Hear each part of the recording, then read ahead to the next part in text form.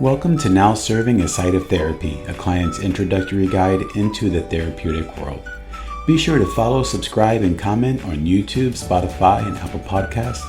To schedule a therapy appointment, call us at 650-223-5065.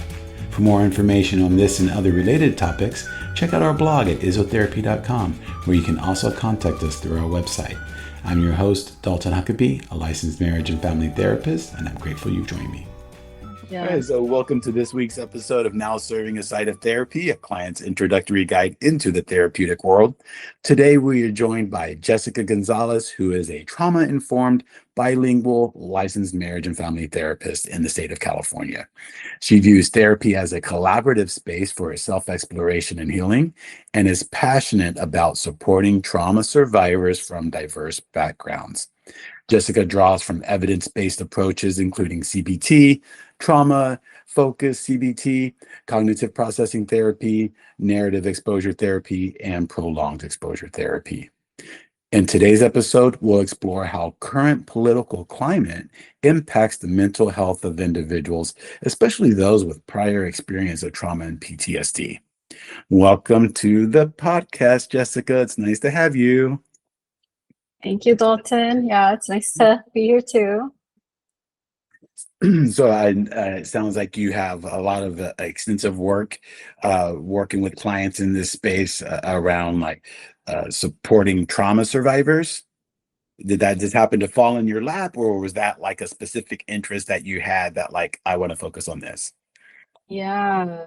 Yeah, well, I think I've always had an interest just in that specific demographic, just thinking about how like trauma comes up just in culture, right? I think sometimes there can be some stigma about like talking about it within my culture. My background's I'm Mexican. Um, and then also like in college I did different like research. So then I think that just kind of solidified to me that's something I had more of an interest in. And then my traineeship and my first like job as a therapist was at a trauma recovery center. So it was a little more like focused on that. Yeah. Oh, I see. So you got a lot of exposure to engaging in that work during that time, and you're like, oh, it felt like you really gravitated towards that. It sounds like. Yeah, exactly. Uh, Nice. Yeah. And so when we always like to define things, right? I'm gonna say it every episode, right? Whenever we're talking about things, we like to define them. And so especially kind of we're kind of considering the current political climate and the way that that impacts the health of the mental health of individuals, right? Especially those with prior experience of trauma and PTSD.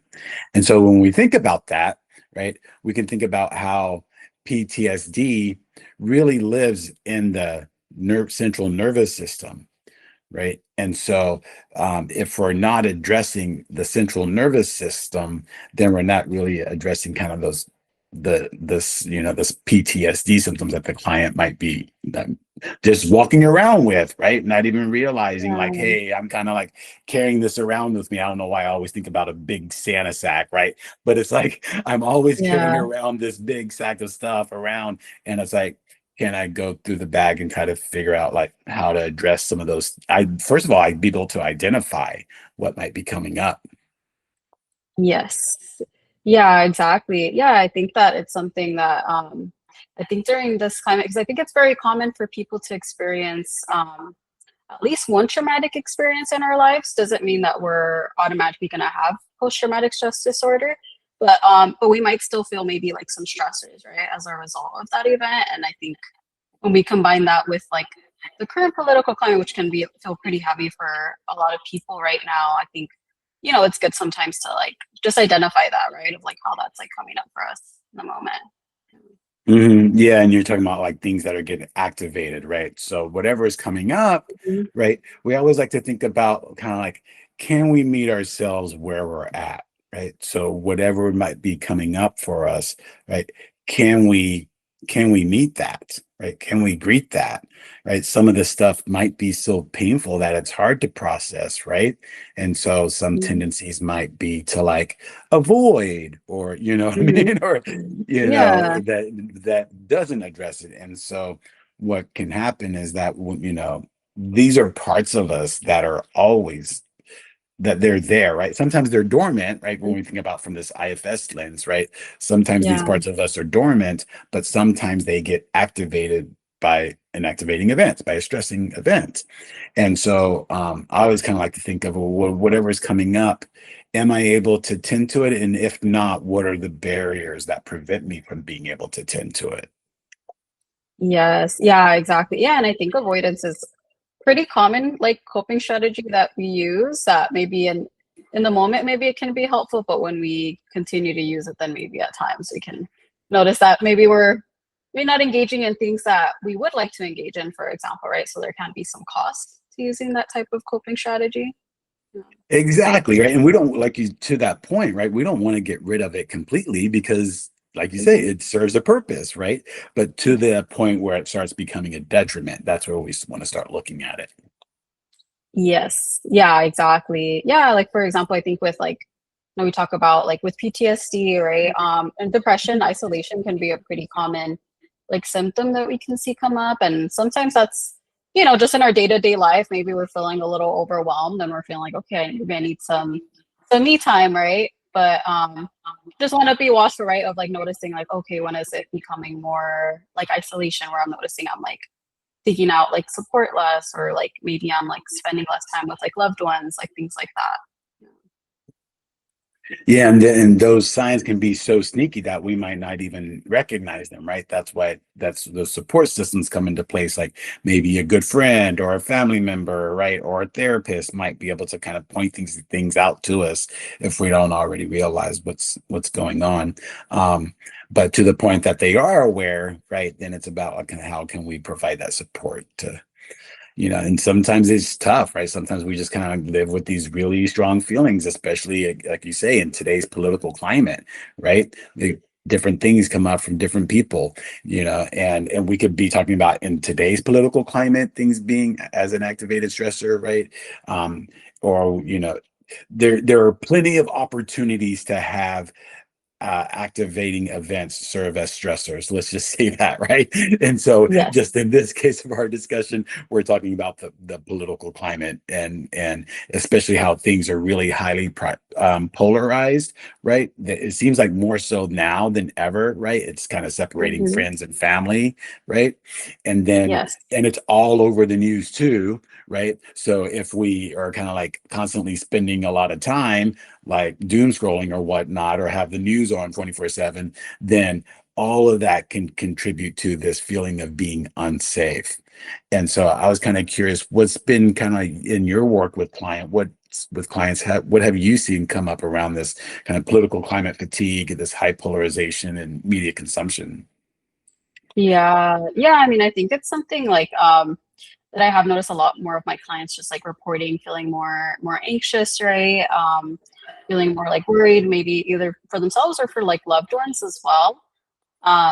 Or sometimes just, I think in general, when we're like as we talked about with like media consumption, right? I think that's also something that's like been mentioned where I think a lot of the apps we use now, like it's a little more set up, right, for that doom scrolling or like being, and that's why sometimes I talk about like just being aware of our algorithm as well, right? Of like if we engage in the content more, it's gonna like push it more. So sometimes there can even be like sometimes a sense of hopelessness, right? When it feels like that's all that we're consuming. Right. Exactly. Yeah. And if there's a part of us that's already been feeling unsafe from past events, right? This is just kind of like activates that, right? It's kind of like as you kind of put it, is activates these old trauma wounds that are there, Mhm. and how that again has an impact on the central nervous system. So when we think about like what are some kind of symptoms that you've seen come up when we talk about this aspect of, well, I'm exposed to this stressor Mhm. and it's activating this thing in me.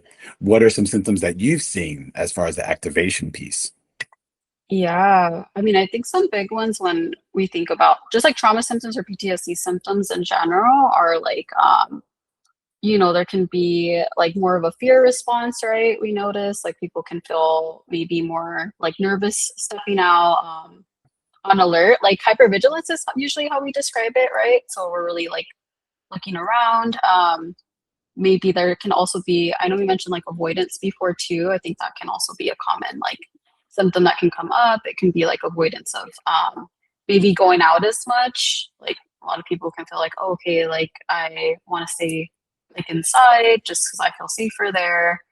Um, Isolation can also come up, right? Or maybe sometimes people also feel like they have like a harder time like talking with loved ones about like their like anxiety or like concerns. Sometimes they'll like keep it to themselves, and I think that can also like impact that isolation too.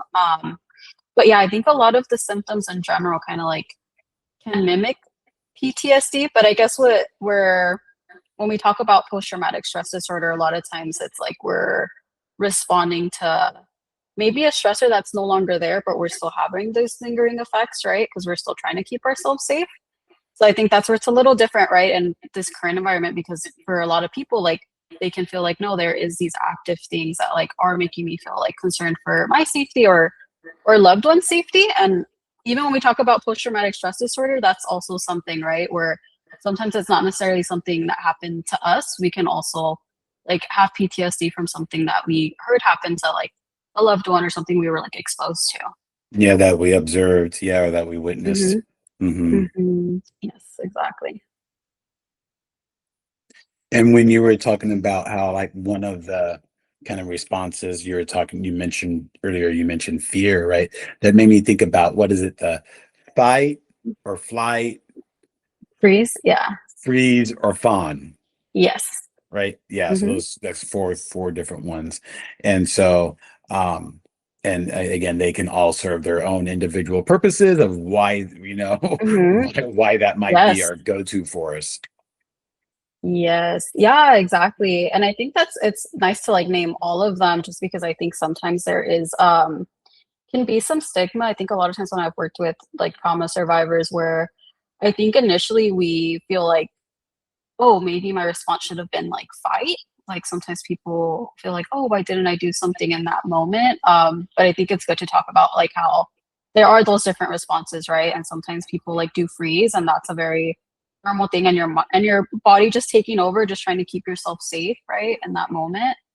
Or whether that was flight, or even fawn, right? I think sometimes this can come up with some of my clients who have more like people pleasing tendencies. Sometimes that can be the natural response that comes in that moment. So yeah, so I think it's good to have conversations just on like how all of those responses are very normal, very natural, and just what your body was trying to do to keep yourself safe in that moment. Yeah, so when you're identifying that, when you're working with the clients in this capacity, first of all, it's being able to normalize, right, and validate, hey, Hmm. this is right, like, it's okay, whatever you're going through is okay. And so I was just kind of curious, like, what would be an approach that you might take with a client who is exhibiting either, you can pick one of the four, like that Hmm. you feel like Yeah. that you'd like to discuss. But I'm just kind of curious, like, what would be a way that you would approach working with a client when they're exhibiting these kind of fight or flight or freeze or fawn tendencies? Yeah. Yeah. So a type of therapy I really like to do is cognitive processing therapy because that one kind of helps you just work through maybe some of those thoughts that come up. A lot of times it can be like negative thoughts or like feelings. Like guilt and shame, I think are very common to come up for survivors of trauma. Say that it is, for example, like say that it was guilt or shame coming up because of their response. Like um gonna say for freeze because I think that one comes up a lot. Um, Something that cognitive processing therapy talks about is differentiating between like or like natural emotions and manufactured emotions. And so Natural when emotions versus manufactured emotions. Can you yes, expand on that a little bit? yes. So with natural emotions, a lot of times we see those as like they would be your immediate like feelings maybe as a result of the trauma. That could be like, for example, there can be fear, anger. For some people, even like a feeling of grief, right? Or loss. Whereas manufactured emotions, a lot of times it's more of a result of our mind trying to process what happened and trying to like maybe take control back in that situation. So, for example, let's say with like guilt and shame, Because there's a difference between those two feelings, right? Too. Um, so like with guilt, a lot of times we would see that as like, oh, like I did something wrong. And shame, a lot of times we see that as like, oh, like, well, maybe I am something wrong. Like maybe there's something wrong about me. Where they start to personalize it then. Hmm. Yes, exactly.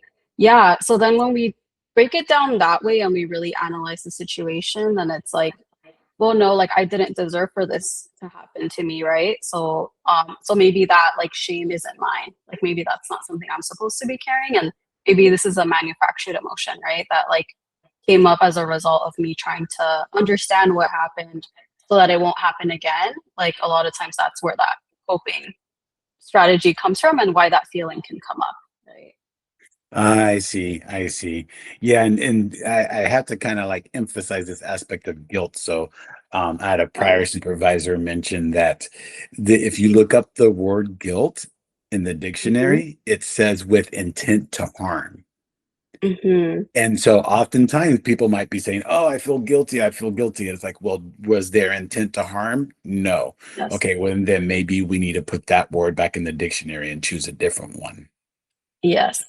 Yeah, exactly. Yeah, I feel like that's a great example. And yeah, I feel like that's like a big part, right, of just with cognitive processing therapy, right? And sometimes labeling the emotions that way, it's like, okay, well, maybe this isn't the word like that like is describing the situation, or maybe this isn't something I'm supposed to be carrying, right? Exactly. Yeah. And when you were talking about the things that maybe I shouldn't be carrying, I was thinking about, again, from this IFS lens, right? About like, oh, they call it legacy part, right? Where it's like passed down, especially if Mhm. when we're talking about trauma, especially if it's generational trauma, right? Kind of like these things that have been passed on to us and we're carrying it around. It's like this isn't even mine to carry, right?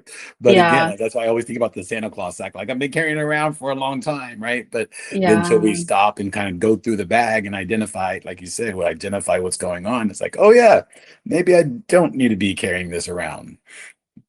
And it yes. no longer serves, right? Like it once did. Yes. Yeah, exactly. Right. So, yeah, like exactly as you're describing, right? It can even be from like generations where maybe it wasn't even words that we chose to describe the experience. Maybe like we just heard that message, right? From others, you know. And that could Um, be another example of that manufactured emotion that you were talking about.